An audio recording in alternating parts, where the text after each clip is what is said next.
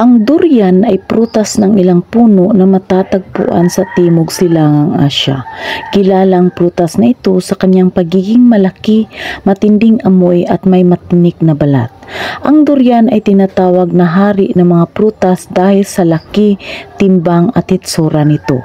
Ang bunga ay may hugis na itlog na may matalim na mga tinik sa balat at may bigat na 1 hanggang 3 kilo.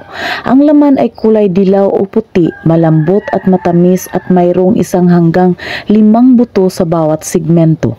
Ang durian ay may lumalaki sa mga tropikal na lugar tulad ng Timog Silangang Asya kung saan ito ay isang delikasi at bahagi ng kultura. Ang durian na sagana sa health benefits ay isa sa pinakakaiba at kontrobersyal na prutas sa mundo. Ang ilan ay nagmamahal sa matamis at malambot na laman nito, habang ang iba ay nasusuka sa malakas at masangsang na amoy nito. Ngunit alam mo ba na ang durian ay hindi lamang isang prutas, kundi isang napakalakas na halamang gamot?